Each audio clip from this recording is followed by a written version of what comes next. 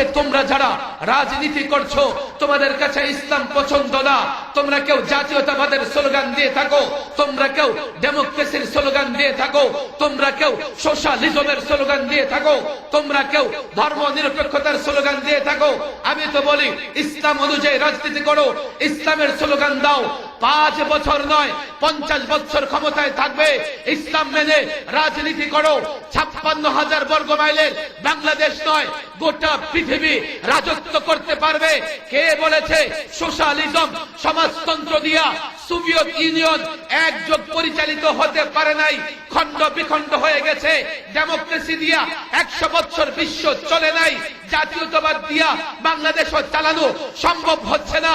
আমি তো বলি বিশ্ব শাসন করতে চাও, মর্যাদার সঙ্গে মাথা উঁচু করে এ মুসলমান বেঁচে থাকতে চাও, তুমি কি দেখো না আজকে 1.5 কোটি ইহুদির মোকাবেলায় 250 মুসলমান, 200 কোটি মুসলমান দাঁড়াতে পারছে না।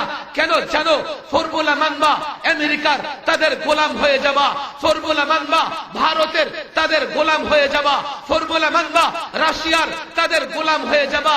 মদিনা বলার ফর্মুলা মানো, ইসলাম মানো, কোরআন সুন্নাহ মানো, তোমরা গোটা পৃথিবীর রাজত্ব করবা, গোটা পৃথিবীর তোমাদের গোলামি করবে।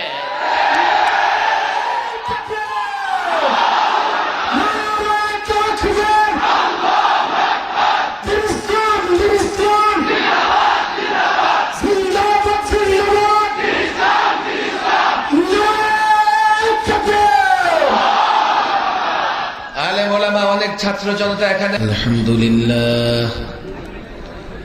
আলহামদুলিল্লাহ নাহমাদুহু ওয়া নাস্তাঈনুহু ওয়া নাস্তাগফিরুহু ওয়া নু'মিনু বিহি ওয়া নাতাওয়াক্কালু আলাইহি ওয়া নাউযু বিল্লাহি মিন শুরুরি আনফুসিনা ওয়া মিন সাইয়্যাতি আ'মালিনা। من يهده الله فلا مضل له ومن يضلله فلا هادي له ونشهد أن لا إله إلا الله وحده لا شريك له ونشهد أن محمدا عبده ورسوله أما بعد فأعوذ بالله من الشيطان الرجيم بسم الله الرحمن الرحيم إن الدين عند الله الإسلام صدق الله مولانا العظيم وصدق رسوله النبي الكريم ونحن على ذلك من الشاهدين والشاكرين والحمد لله رب العالمين। জামিয়া রবিয়া নূরে মদিনা প্রাক্তন ছাত্রদের পুনর্মিলনী উপজেলা সম্মেলনের প্রধান মেহমান হযরতুল আল্লাম মাওলানা মাহফুজুল হক, যিনি ইতিমধ্যে আলোচনা করে আমাদের মধ্য থেকে বিদায় নিয়েছেন, প্রধান আলোচক হিসেবে কিছুক্ষণের মধ্যেই মঞ্চে এসে উপস্থিত হবেন হযরত মাওলানা মামুনুল হক সাহেব। সম্ভবত মাওলানা হামিদ জহিরি সাহেব আলোচনা করবেন, করে ফেলেছেন। আচ্ছা, এখন তো আমরা শুধুমাত্র মাওলানা মামুনুল হক সাহেবের অপেক্ষায়, সেই জন্য আমি দীর্ঘ সময় নিব না, নষ্ট করব না, লম্বা সময় আলোচনা করব না। যেহেতু এসেই পড়েছি, বসেই গেছি, কিছু কথা তো বলে বিদায় নেওয়াই লাগে। তাছাড়া রাতও কিন্তু কম হয় নাই, 10:30 বাজে না, 10:15, এমন করতে করতে 11টা, এরপরে তো 12টা বেজে যাবে। 12টা বাজবার আগে নিজেদের 12টা বাজায় বাড়ি ফিরে যেতে হবে। কাল আবার সকালবেলায় ফজর নামাজ উঠে তো পড়তে হবে, তাই না? লম্বা আলোচনা করা উচিত হবে না। তবে আমি এই এটা তো আশুলিয়ার মধ্যে পড়েছে না? গাজীপুর সিটি, কাশিমপুর। আমি শুনছিলাম যে কাশিমপুর হবে, হয়তো বা কাশিমপুর শুনলেই তো ভয় লাগে। কাশিমপুরে তো ছিলাম প্রায় 2 বছর, আরো বেশি 2.5 বছরের মতো ছিলাম। যথেষ্ট মেহমানদারি করছে আপনারা। কাশিমপুরের লোকদের বিশেষ মেহমানদারি করার অভ্যাস আছে। যাই হোক, দীর্ঘ আলোচনা নয়, আমরা আলোচনা করি আর কথা না বলি। আমি জানি মাঠটা অত্যন্ত ছোট মাঠ, বাংলাদেশের প্রায় সব বড় বড় আলোচকদের দাওয়াত দেওয়া হয়েছে। মাঠ যেহেতু ছোট, এই যে দেখা যায় এক একজনের অবস্থা কেমনে দাঁড়ায় আছে দেখছেন, ইলিশ মাছের মতো। ইলিশ ফাইল, জেলখানা এটার বলে ইলিশ ফাইল। সময় থাকলে কিচ্ছা শোনানো একদিন, আজকে শোনানো সম্ভব না। ইলিশ ফাইল টাইপের দাঁড়ায় আসে দেখেন। ইলিশ মাছ কেমনে রাখে দেখেন না, একটার সঙ্গে আরেকটা ঠেস লাগায়, ট্যাক লাগায়। অবশ্য আমি 2011-তে যখন গ্রেফতার হই, ফেসিবাদী আমলের প্রথম গ্রেফতার আমার 2011-তে। মুফতি আমিন রহিমাহুল্লাহ যখন 4 এপ্রিল নারী নীতিমালার বিরুদ্ধে হরতাল আহ্বান করেছিলেন, হরতালের দিন সকালবেলা আমি গ্রেফতার হই। আমার সঙ্গে গ্রেফতার হয়েছিলেন মাদ্রাসার প্রায় 250 ছাত্র, ঢাকার নানা মাদ্রাসা। এরপর দিন আমরা যখন কেন্দ্রীয় কারাগারে যাই, আমাদের প্রায় অর্ধেক ছাত্রের জোর চলে আসে ইলিশ ফেলে থাকার কারণে। ইলিশ ফেলটা ব্যাখ্যা করে বুঝাইতে হবে, যারা জেলখানায় কোনোদিন যায় নাই ওদেরকে সহজে বুঝানো যাবে না। ফাইলের আগে একটা হিট হয়, হিট রুমের 2 পাশে এবং রুমের মাঝখানে 4 কাতারের লোকেরা বসে। বসার পরে যখন বলে ঠিক আছে আপনারা শুয়ে যান, সবাই শোয়ার চেষ্টা করে, কিন্তু জায়গা তো কম, শুতে পারে না, কেউ ফুট হয়ে যায়, অর্থাৎ 2 পাশের চাপে উপরে উঠে যায়। যে উপরে উঠে যায় তারে নিয়ে বাথরুমের সামনে সিট দেয়। ফলে প্রত্যেকেই কই মাছের মতো দাবড়ায় দাবড়ায় চেষ্টা করে কোনোভাবে পিঠটা ফ্লোরে লাগানো যায় কিনা। যদি পিঠ না লাগাইতে পারে তো ধাক্কায় অনেকে কাইট হয়ে যায়। কাইট হয়ে গেলে এইভাবে সব ইলিশ মাছের ফাইলের মতো হয়ে যায়। যা হোক, ছোট্ট জায়গা, অনেক যুবক ছাত্র জনতা মুসল্লি ভাইদের সমাগম এখানে হয়েছে। সত্যিকার অর্থে ওলামাদের মহব্বত আছে বলে এই অঞ্চলে যখনই আমি যে প্রোগ্রামে এসেছি, গতবারও বেশ কয়েকটা প্রোগ্রামে এসেছি, 10,000 20,000 পর্যন্ত মুসল্লিদের সমাগম হয়ে যায়। এটা এই অঞ্চলের একটা বিশেষ বৈশিষ্ট্য। যাই হোক, দীর্ঘ কথা নয়, মাওলানা মামুনুল হক সাহেব উনিও 9টায় চলে আসছেন। মাদ্রাসার পরিচালক ফারুক সাহেবের সঙ্গে যথেষ্ট মহব্বত আছে, তো সেক্ষেত্রে অনেক আগে থেকে চলে আসছেন, ওয়েটিং এ অপেক্ষায় আছেন। অপেক্ষায় থাকা তো কষ্টকর, উনিও হয়তো বা কিছুক্ষণের মধ্যে চলে আসবেন। আমি লম্বা কোনো কথা বলবো না। কুরআনুল কারীমের পরিচিত একটা আয়াত আমি তেলাওয়াত করেছি। আমি মনে করি এই আয়াতের বিষয়বস্তু আমাদের অনুধাবনে থাকা উচিত, আমাদের সকল মুসলমানের বুঝে আসা উচিত।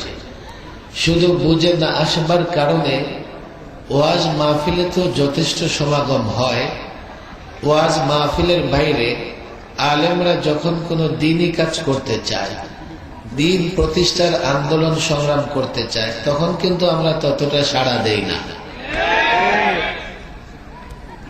আমাদের ধর্ম এর নাম কি? সবাইকে বলতে হবে নাম কি? আমাদের ধর্মের নাম কি? আমাদের জন্য ইসলাম ধর্মটা পছন্দ করেছেন কে? মনোনীত করেছেন কে? এটা একটা ভালো লাগার বিষয় না, যে আমাদের ধর্ম আমাদের জন্য মনোনীত করেছেন, পছন্দ করেছেন কে? বলে হুজুর আরো তো অনেক ধর্ম আছে। ইসলাম ছাড়া বা সমস্ত ধর্মগুলোকে আপনি প্রথমত 2 ভাগে ভাগ করতে পারেন। কিছু ধর্ম মানব রচিত, মানুষ তৈরি করেছে, আছে না নাই? আবার কিছু ধর্ম আল্লাহ তাবারক ওয়া তাআলা যুগে যুগে নবী রাসূলদের মাধ্যমে প্রতিষ্ঠিত করেছেন। আল্লাহ প্রদত্ত ধর্ম আর মানব রচিত ধর্ম। মানব রচিত ধর্মগুলোকে ধর্ম তো বলা হয় নামে, আসলে এগুলো কোনো ধর্ম নয়, এগুলো ধোঁকা, প্রতারণা, ভণ্ডামি। যেমন পৌত্তলিকতার ধর্ম, মূর্তি পূজারীদের ধর্ম, নক্ষত্র পূজারীদের ধর্ম, সূর্য পূজারী, গ্রহ পূজারীদের, চন্দ্র পূজারীদের ধর্ম, অগ্নি পূজারীদের ধর্ম, এগুলোকে যদিও ধর্ম নামে নামকরণ করা হয়, প্রকৃতপক্ষে এগুলো ভণ্ডামি ছাড়া আর কিছুই না। আল্লাহ তাবারক ওয়া তাআলা আল্লাহ প্রদত্ত ধর্মগুলোকে আপনি দুটা ভাগে ভাগ করেন। কিছু ধর্ম আল্লাহ পাঠিয়েছেন বলে নবী রাসূল প্রেরণ করে, কিন্তু সেই ধর্মগুলোর মেয়াদ শেষ হয়ে গেছে ১৫০০ বছর আগে। হযরত মূসা আলাইহিস সালামের মাধ্যমে এক ধর্মমত এসেছে, ইহুদিদের ধর্ম। কথা ঠিক না বেঠিক? হযরত ঈসা আলাইহিস সালামের, এই তো আপনাদের এখানেই তো সাভারের ভেতরে খ্রিস্টান পল্লী মনে হয় আছে, তাই না? আশা বেরুলিয়া, একটু খেয়াল করে শুনতে হবে। আমি বলি না গিয়ে যান ভেঙে ফেলেন, মারামারি করেন, এগুলো কিন্তু আমি বলি না। খ্রিস্টান ধর্ম হযরত ঈসা আলাইহিস সালামের মাধ্যমে প্রতিষ্ঠিত হয়েছে, আল্লাহ প্রদত্ত ধর্ম। আমরা সকল পয়গম্বরদের উপর ঈমান আনি, তাদের ধর্ম, তাদের ধর্মগ্রন্থগুলোতেও বিশ্বাস রাখি, কিন্তু এখন আর সেগুলোর মেয়াদ নাই। ১৫০০ বছর আগে সেগুলোর মেয়াদ শেষ হয়ে গেছে। মেয়াদ উত্তীর্ণ ঔষধ দিয়ে যেভাবে রোগীর চিকিৎসা করা যায় না, ওই ধর্মগুলো দিয়ে এখন আর জীবন যাপন পরিচালনা করা যাবে না।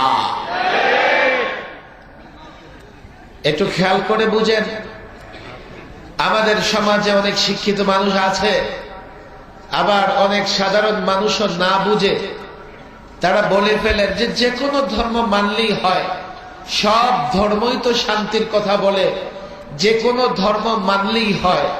তারা যারা একথা বলেন তারা ধর্ম কর্ম আসলে কিছুই বুঝে না।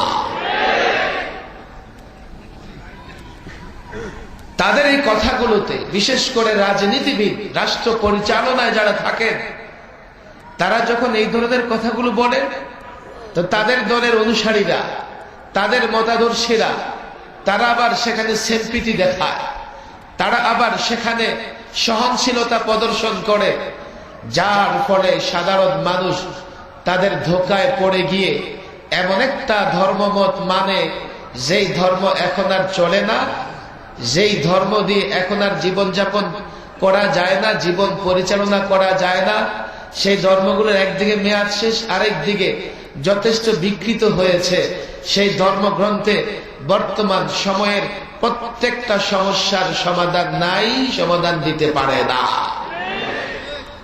এই জন্য আল্লাহ তাবারক ওয়া তাআলা পরিষ্কার বলে দিয়েছেন, ওয়ামাই ইয়াবতাগি গায়রাল ইসলামি দীনা ফালাই ইউকবালা মিন, কেউ যদি ইসলাম ছাড়া অন্য কোন ধর্ম তালাশ করে সেটা আল্লাহর কাছে গ্রহণযোগ্য হবে। আমি যুক্তি দিলে রাতভর যুক্তি দিতে পারবো। আমি জানি যারা মাহফিলে আসে তাদের বিশ্বাস আমার মতোই, তারা আমার মতোই চিন্তা করে, তারা আমার মতোই কথা বলতে পছন্দ করে। আমি যুক্তি দিতে চাই না, তবে আজকাল একটা প্রজন্ম তৈরি হয়ে যাচ্ছে, রাজনীতির কারণে হোক কিংবা স্বার্থান্বেষী মহল, যারা মনে করে যে কোনো ধর্ম চলে। দেখেন, ধর্ম পালনের স্বাধীনতা আর ধর্ম সত্য হওয়া বিষয়টা এক জিনিস নয়। ইসলাম সব ধর্ম পালনের স্বাধীনতায় বিশ্বাসী। জবরদস্তি করে ইসলাম কাউকে মুসলমান বানাতে বলে না। প্রত্যেক ধর্মের লোকেরা নিরাপদে তার ধর্মকর্ম পালন করবে, সেটা মানব রচিত হোক কিংবা আল্লাহ প্রদত্ত প্রাচীন ধর্ম হোক, কিন্তু এর মানে এই না সেটা সত্য হতে হবে। এটা ইসলামের উদারতা, এটা ইসলামের সহনশীলতা। জোর করে কোনো ধর্মের উপরে, ধর্মের লোকদের উপরে ইসলাম চাপিয়ে দেওয়া যায় না। এজন্যই তো বাংলাদেশে সব সংখ্যালঘুরা নিরাপদ, এই জন্যই তো বাংলাদেশে সব ধর্মের লোকেরা নিরাপদ, কেননা জোর করে মুসলমান বানানোর নীতি ইসলামে নাই। আর যারা সেকুলারিজমে বিশ্বাসী, ধর্ম নিরপেক্ষতায় বিশ্বাসী, আমাদের প্রতিবেশী রাষ্ট্রে দেখেন মুসলমান নিরাপদ নয়, খ্রিস্টান সম্প্রদায় তারাও নিরাপদ নয়, বৌদ্ধ সম্প্রদায় তারাও নিরাপদ নয়। তারা যদিও সেকুলারিজমের কথা বলে, ধর্ম নিরপেক্ষতার কথা বলে, কিন্তু তাদের ধর্মে সহনশীলতা নাই, উদারতা নাই, তাদের চিন্তায় সহনশীলতা নাই, উদারতা নাই। দুর্ভাগ্য তো আমাদের, আমরা উদার চিন্তা করি, আমরা সহনশীল, তারপরেও দেখবেন আমাদের গালি দেয় সাম্প্রদায়িক, জঙ্গিবাদী, উগ্রবাদী বলে। এটা ওরা ভয়ে কথা বলে। তারা জানে যে ইসলাম শান্তির ধর্ম। মানুষ যদি ইসলাম জানতে চায়, বুঝতে চায়, একটা সময় সে ইসলাম গ্রহণ করে ফেলবে। ইসলামোফোবিয়া, ইসলাম আতঙ্ক তৈরি করে মানুষকে যদি ইসলাম থেকে দূরে রাখা যায়, তাহলে তারা সফল হবে। তাহলে তারা ইসলাম এবং মুসলমানদের উপর দমন নিপীড়ন চালাতে পারবে। আমার সঙ্গে আপনারা খুব সুন্দরভাবে উচ্চারণ করবেন, এটা বিশ্বাস। আমাদের ধর্মের নাম কি? বলেন সবাই, নাম কি? নিউ ইয়র্কের নতুন একজন মেয়র হয়েছেন Zohran Mamdani. Zohran Mamdani, Donald Trump. Zohran Mamdani যখন নির্বাচন করেন, ডোনাল্ড ট্রাম্প বলেন এটা ইমিগ্রেন্ট, তাকে ধরো, জেলে বড়, দেশ থেকে বের করে দাও। জোহরান মামদানি 9% মুসলমান, নিউ ইয়র্কের 9% মুসলমান, একজন মেয়র ক্যান্ডিডেট গর্ব করে বলতেছে আই এম মুসলিম, আমি মুসলমান। গতকাল ট্রাম্পের ডান পাশে দাঁড়ায়া জোহরান মামদানি বলতেছে ইসরায়েলি ইহুদিরা গাজা ফিলিস্তিনিদের উপরে জেনোসাইড, গণহত্যা চালাচ্ছে, এবং এটা দুর্ভাগ্য আমেরিকান সরকার সহযোগিতা করতেছে। আমি জানি না জোহরান মামদানি, তার চরিত্র, তার ক্যারেক্টার সম্পর্কে পুরোপুরি জানা আমার নাই। এতটুকু তো জানছি যে একজন মুসলমান নিউ ইয়র্কের মেয়র নির্বাচিত হয়েছেন, নিজের মুসলিম পরিচয় ভুলে যায় নাই। আর বাংলাদেশে সামান্য একটু বড় চেয়ার পেয়ে গেলে নিজের ধর্ম নিরপেক্ষ হয়ে যায়, মুসলমান পরিচয় দিতে লজ্জাবোধ করে। আবার মুসলমান পরিচয় তো দেয় না, কিন্তু বড় চেয়ারে বসে গেলে মৌলভী সাহেবদের আর কিচ্ছু মনে করে না, মনে করে মৌলভী সাহেবের চাইতেও তিনি বড় ইসলাম বুঝেন। দীর্ঘ কথা বলার সুযোগ নাই। আমি মুসলিম হিসেবে আমি গর্বিত। কেন? আমার ইসলাম, আমার ধর্মমত এমন এক ধর্ম যেখানে ব্যক্তি সমস্যা, সামাজিক সমস্যা, রাজনৈতিক সমস্যা, অর্থনৈতিক সমস্যা, ন্যায় বিচার প্রতিষ্ঠায় ইসলাম, সাম্য প্রতিষ্ঠায় ইসলাম। বিপ্লব তো হয়েছে 5ই আগস্টে, দেশ ছেড়ে পালিয়েছে ফেসিবাদীরা, কিন্তু আমরা কতটা সফল হয়েছি? আমরা কতটা ন্যায় ইনসাফ কায়েম করতে পারবো? আমরা কতটা বৈষম্য দূর করতে পারবো? আমরা কতটা শান্তি প্রতিষ্ঠা করতে পারবো? আমরা কিভাবে দুর্নীতি মুক্ত, জুলুম মুক্ত, বৈষম্য মুক্ত বাংলাদেশ গড়ব? আমি জানি না, আমি বলতে পারবো না। আমি ততটা আশাবাদী নই। হ্যাঁ, 5ই আগস্টের বিপ্লবের পরে, অভ্যুত্থানের পরে আমরা যখন রাষ্ট্র সংস্কার করি, আমরা যখন রাষ্ট্র মেরামত করি, আমরা যখন সংবিধান সংস্কার করি, জাতীয় ঐক্যমত কমিশন যখন রাষ্ট্র সংস্কার, রাষ্ট্র মেরামতে ঐক্যমত্য প্রতিষ্ঠার কাজ করে, তখন যদি ইসলামী ফর্মুলা গ্রহণ করা যেত, তখন যদি কোরআন সুন্নাহর ফর্মুলা গ্রহণ করা যেত, আমি আজকে এখানে বসে গ্যারান্টি দিয়ে দিতাম আগামী বাংলাদেশে দুর্নীতি থাকবে না, জুলুম নির্যাতন থাকবে না। যেহেতু আবার পুরনো সিস্টেমে চলে গেছে, কিছু ইজম দিয়ে, তন্ত্র মন্ত্র দিয়ে, 9-6 করে আমরা রাষ্ট্র মেরামত করবার চেষ্টা করছি। আমি তো বলি রাষ্ট্রের জনগণের ভাগ্যের তেমন পরিবর্তন হবে না। পুরনো জিনিস দিয়া আমরা নতুন ভাবে যতই রাষ্ট্র পরিচালনার চেষ্টা করি, দেশের জনগণের ভাগ্যে পরিবর্তন আসবে না। আমি ইসলাম নিয়ে কেন গর্বিত? আল্লাহ আমার ইসলাম মনোনীত করেছেন, পছন্দ করেছেন। আমি ইসলাম নিয়ে এই জন্যই গর্বিত। ইসলাম ছাড়া অন্য কোন ধর্মমত আল্লাহর কাছে গ্রহণযোগ্য হবে না। আমি ইসলাম নিয়ে এই জন্যই গর্বিত। ইসলাম এমন এক ধর্মমত, ব্যক্তি, সমাজ, রাষ্ট্র, অর্থনীতি, যেখানেই যে সমস্যা আছে, আমি তো বলি ব্যবসা করতে চাও, ইসলাম নিয়ে ব্যবসা করো। আল্লাহর কসম, দুনিয়াতেও সফল, আখিরাতেও সফল। অর্থনীতি, রাষ্ট্রনীতি যেখানে তুমি প্র্যাকটিস করতে চাও না কেন, ইসলামের ধারা অনুযায়ী করো, দুনিয়াতে সফল, আখিরাতে সফল। আজকে তোমরা যারা রাজনীতি করছো, তোমাদের কাছে ইসলাম পছন্দ না, তোমরা কেউ জাতীয়তাবাদের স্লোগান দিয়ে থাকো, তোমরা কেউ ডেমোক্রেসির স্লোগান দিয়ে থাকো, তোমরা কেউ সোশ্যালিজমের স্লোগান দিয়ে থাকো, তোমরা কেউ ধর্ম নিরপেক্ষতার স্লোগান দিয়ে থাকো। আমি তো বলি ইসলাম অনুযায়ী রাজনীতি করো, ইসলামের স্লোগান দাও। 5 বছর নয়, 50 বছর ক্ষমতায় থাকবে, ইসলাম মেনে রাজনীতি করো। 56,000 বর্গ মাইলের বাংলাদেশ নয়, গোটা পৃথিবী রাজত্ব করতে পারবে। কে বলেছে সোশ্যালিজম, সমাজতন্ত্র দিয়া সোভিয়েত ইউনিয়ন একযোগ পরিচালিত হতে পারে নাই, খণ্ড বিখণ্ড হয়ে গেছে। ডেমোক্রেসি দিয়া 100 বছর বিশ্ব চলে নাই, জাতীয়তাবাদ দিয়া বাংলাদেশও চালানো সম্ভব হচ্ছে না। আমি তো বলি বিশ্ব শাসন করতে চাও, মর্যাদার সঙ্গে মাথা উঁচু করে এ মুসলমান বেঁচে থাকতে চাও, তুমি কি দেখো না আজকে 1.5 কোটি ইহুদির মোকাবেলায় 250 মুসলমান, 200 কোটি মুসলমান দাঁড়াতে পারছে না। কেন জানো? ফর্মুলা মানবা আমেরিকার, তাদের গোলাম হয়ে যাবা। ফর্মুলা মানবা ভারতের, তাদের গোলাম হয়ে যাবা। ফর্মুলা মানবা রাশিয়ার, তাদের গোলাম হয়ে যাবা।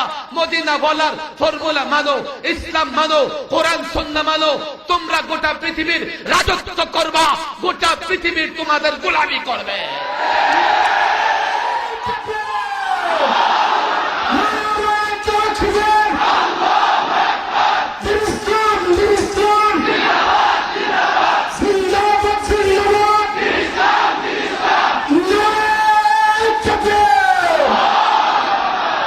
আলেম ওলামা, অনেক ছাত্র জনতা এখানে আসে, আপনারা আমার সঙ্গে একমত হবেন, এই জন্যই তো মাহফিলে এসছেন।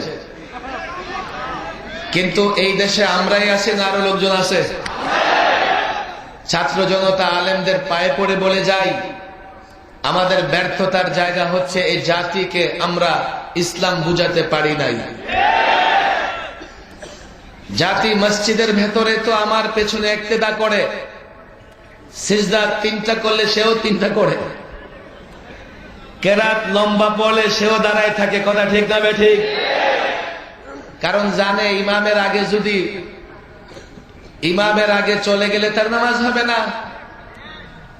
কিন্তু মসজিদ থেকে বের হয়ে, মাহফিল থেকে বের হয়ে, ইসলামে যে একটা কমপ্লিট জীবন ব্যবস্থা, তার মধ্যে অর্থনীতি আছে, সেই ফর্মুলা যদি আমরা দেই, জাতি 1 মিনিটও মানতে চায় না। মাওলানা মাহফুজুল হক সাহেব বলে গেছেন, ইসলাম রাষ্ট্র ব্যবস্থা দিয়েছেন, খোদ রাসূল সাল্লাল্লাহু আলাইহি সাল্লাম মদিনা রাষ্ট্রের প্রধান ছিলেন। মানব জীবনের যতগুলো সাইড আছে, প্রত্যেকটা সাইডের সুন্দর, সুষম, ন্যায় ইনসাফ ভিত্তিক সমাধান, সলিউশন তো ইসলামই দিয়েছে। তাহলে এই জাতি ইসলাম মানতেছে না কেন? ইসলাম বুঝতেছে না। আমাদের জন্য বড় চ্যালেঞ্জ হচ্ছে প্রত্যেকটা মুসলমান যুবক, শিক্ষিত অশিক্ষিত, দোকানদার, ব্যবসায়ী, যৌক্তিক জায়গা থেকে ইসলাম বুঝানো। যৌক্তিক জায়গা থেকে ইসলাম মানো। তুমি যেই পেশায় আছো, ইসলাম মেনে হালাল ভাবে সে পেশায় থাকো, দুনিয়াতেও সফল, আখিরাতেও সফল। কথা ঠিক না বেঠিক? আমরা যদি এই জাতিকে ইসলাম বুঝাতে না পারি, যৌক্তিক জায়গা থেকে, ফলাফলের জায়গা থেকে, সফলতা ব্যর্থতার জায়গা থেকে আমরা মাহফিল করব, বক্তৃতা করে যাব, দেশ পরিচালনায় আমরা কোনোদিন সফলতার স্বাক্ষর রাখতে পারবো না। কেননা আমরা যারা ইসলামে মৌলিকভাবে ইসলামকে বিশ্বাস করি, ধারণ করি, প্রকৃতপক্ষে আমরা সংখ্যালঘু। আমি আমার রাজনৈতিক অভিজ্ঞতা থেকে বলি, আকাবির আসলাফদের চোদাটানার বরকত আমি দেখেছি। আগেও এইভাবে আমাদের আকাবির আসলাফরা কোথাও গেলে লক্ষাধিক লোকের সমাগম হয়েছে। কিন্তু রাষ্ট্রকে পরিচালনা করবে, রাষ্ট্র কার হাতে ন্যস্ত করা হবে, রাষ্ট্র কার হাতে নিরাপদ, ন্যায় ইনসাফ কে প্রতিষ্ঠা করবে, ওলামায়ে কেরামকে সেই জায়গায় সাধারণ মানুষ দেখতে চায় না। যার জন্য বরাবরই রাষ্ট্র পরিচালনার রেস কিংবা প্রতিযোগিতায় ওলামায়ে কেরাম পিছনে চলে যায়। আমার মনে হয় আধুনিক যুগে আমরা খুব সহজে বুঝাতে পারছি, অন্য তন্ত্র মন্ত্র দিয়া যারা রাষ্ট্র পরিচালনা করতে চায়, আমি একটা কথা বলি, আপনারা ওগুলোকে ওয়াটারপ্রুফ ঘড়ি মনে করেন। জাতীয় ঐকমত্য কমিশনে আমি বলেছি, আপনারা তন্ত্র মন্ত্র, লেফটিস্ট, রাইটিস্ট, আপনারা যারা আছেন ডানপন্থী, বামপন্থী, আবার কিছু আছে রামপন্থীও, আপনারা আপনাদের পন্থা, আপনারা আপনাদের ইজমকে কি ওয়াটারপ্রুফ ঘড়ি মনে করেন? কারো হাতে যদি ওয়াটারপ্রুফ ঘড়ি থাকে, ওজুর সময় খোলে না, গোসলের সময় খোলে না, কেন? পানি ঢুকবে না। আপনারা এই তন্ত্র মন্ত্রকে যদি মনে করেন এই তন্ত্র মন্ত্র প্রতিষ্ঠিত হলে দুর্নীতি হবে না, জুলুম হবে না, তাহলে এগুলোকে আপনারা ওয়াটারপ্রুফ ঘড়ির মতো মনে করতে পারেন। কিন্তু 54 বছরের বাংলাদেশের বাস্তবতায় আমরা দেখেছি, গড়ে ফিরে এই তন্ত্র মন্ত্র দিয়ে রাষ্ট্র পরিচালিত হয়েছে, দুর্নীতি চুরি বন্ধ হয় নাই, অতীতে যা হয়েছে পর্যায়ক্রমে তা বেড়েছে, একটুও কমে না।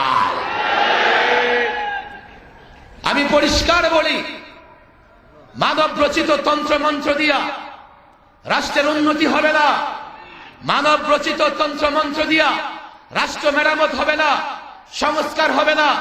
এজন্য আমরা বলি, আমাদের ছোট্ট একটা ব্যর্থতার জায়গা ছিল, জুলাই আগস্টের বিপ্লবের পূর্বে আমরা ঠিক করতে পারি নাই ফেসিবাদ পলাতক বাহিনী, ফেসিবাদীরা পালিয়ে গেলে রাষ্ট্র কি করে মেরামত হবে।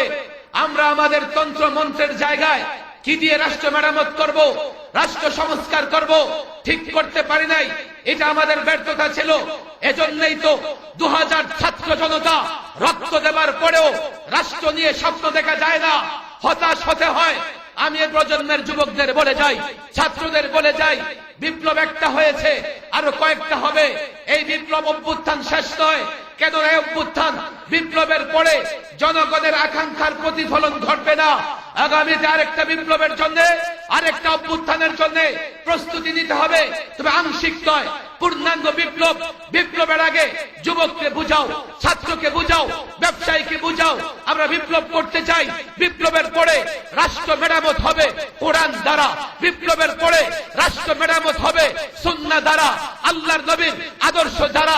যুবক যদি বুঝে যায়, গত বিপ্লবে 1500 2000 শাহাদত বরণ করেছে, যুবক যদি ইসলাম বুঝে যায়, কোরআন বুঝে যায়, সে যদি বুঝে যায় ইসলাম আল্লাহ তাবারক ওয়া তাআলার মনোনীত, সে যদি বুঝে যায় ইসলামে প্রত্যেকটা সমস্যার সমাধান আছে, এই যুবক যদি বুঝে যায় ইসলাম ছাড়া রাষ্ট্র ধরে রাখা যাবে না, ইসলাম ছাড়া স্বাধীনতা ধরে রাখা যাবে না, আমরা যদি বুঝাতে পারি, আগামী অভ্যুত্থানে প্রত্যেক যুব সমাজ, প্রত্যেক নাগরিক নিজ জায়গা থেকে যখন অভ্যুত্থানের ঘোষণা দেবে, এক ফোঁটা রক্ত দিতে হবে না, স্লোগান আর আওয়াজের মাধ্যমে আল্লাহর কসম করে বলি, তাকবীর ধ্বনিতে বাংলাদেশে অভ্যুত্থান হবে। আর অভ্যুত্থানের পরে রাষ্ট্র মেরামত হবে কোরআন সুন্নাহ দিয়া। ওই অভ্যুত্থানের পরে পরিষ্কার বলি, ওই অভ্যুত্থানের পরে এই রাষ্ট্র চলবে আল্লাহর নবীর আদর্শ দিয়া। অভ্যুত্থানের পরে ওই ব্যক্তি রাষ্ট্র মেরামত করবে, রাষ্ট্র সংস্কার করবে যে কোরআন সুন্নাহর আলেম হবে। তাহলে সত্যিকার অর্থে রাষ্ট্রে পরিবর্তন আসবে। আমাদের জন্য একটা চ্যালেঞ্জ। আমি আলেম ওলামা ছাত্র জনতাদের বলি, আজকে ফ্রান্স এবং জার্মানিতে দলে দলে অমুসলিমরা মুসলমান হচ্ছে, আর আমাদের বাংলাদেশের যুবকরা ইসলাম না বুঝবার কারণে নাস্তিকতার দিকে পা বাড়াইতেছে। ওয়াজ মাহফিলের মধ্যে ইসলাম সীমাবদ্ধ রাখলে হবে না, প্রত্যেকটা ছাত্রকে দায়ী হতে হবে, প্রত্যেকটা আলেমকে দায়ী হতে হবে, প্রত্যেক দিন কমপক্ষে একটা যুবকের ইসলাম বুঝাতে হবে, বাস্তবতার নিরিখে, বাস্তবতার জায়গা থেকে। কথা ঠিক না বেঠিক? মাওলানা মাহমুদুল হক সাহেব চলে আসতেছেন, উনি বয়ান করবেন। আমার আসলে আজকে লম্বা সময় হাতে নাইও, আরেকটা প্রোগ্রাম আমার আছে, সেখানে যাওয়া লাগবে। আমি এই সংক্ষিপ্ত বয়ান যা আপনাদের দিলাম, আপনারা দায়িত্ব পালন করবেন তো ইনশাআল্লাহ? প্রত্যেকে দায়ী হবেন তো ইনশাআল্লাহ? ইসলাম বুঝবেন, জাতিকে ইসলাম বুঝাবেন তো ইনশাআল্লাহ? হাত মুষ্টিবদ্ধ করেন, ওয়াদা করেন, করবেন তো ইনশাআল্লাহ? মজবুতির সঙ্গে ইসলাম ঘর, সমাজ, রাষ্ট্রের প্রত্যেকটা নাগরিকের কাছে যৌক্তিক জায়গা থেকে দলিল প্রমাণের ভিত্তিতে প্রয়োজনে বিজ্ঞান ব্যবহার করে ইসলাম তুলে ধরবো তো ইনশাআল্লাহ? কেন ধরবো? ইসলামে আমার আপনার প্রত্যেকটা সমস্যার সমাধান আছে তো? আছে তো? আমাদের অন্য কোন তন্ত্র মন্ত্রের দরকার নারায়ে তাকবীর। মুষ্টিবদ্ধ হাতে স্লোগান দেবেন, নারায়ে তাকবীর। নির্বাচনের জন্য ভলিউম কমাই রাখছেন নাকি? বলেন নারায়ে তাকবীর। হচ্ছে না, এত মানুষ, তাকবীর ধ্বনি জোরে দিতে হয়। নারায়ে তাকবীর, লিল্লাহে তাকবীর। কোরআন সুন্নাহর আলো, কোরআন সুন্নাহর আলো। আলেম ওলামা যেখানে, আলেম ওলামা যেখানে, মসজিদ মাদ্রাসা যেখানে, আলেম ওলামা যেখানে, মসজিদ মাদ্রাসা যেখানে, নারায়ে তাকবীর, লিল্লাহে তাকবীর, লিল্লাহে তাকবীর। এটাই মুসলমানদের স্লোগান, এটাই আমাদের স্লোগান। কথা ঠিক না বেঠে? আল্লাহ তাবারক ওয়া তাআলা জামিয়া আরবিয়া নূরে মদিনাকে কবুল আর মঞ্জুর করে নেন। আপনারা বসবেন তো অবশ্যই ইনশাআল্লাহ, শেষ পর্যন্ত থাকবেন। আপনাদের কাছে দোয়া চাই, আমিও দোয়া করি আল্লাহ তাবারক ওয়া তাআলা আমাদের সকলকে ঈমান এবং ইসলামের উপরে অবিচল অটল থাকবার তৌফিক দান করুন। ওয়া মা তাওফীকি ইল্লা বিল্লাহ ওয়া মা আলাইনা ইল্লাল বালাগ।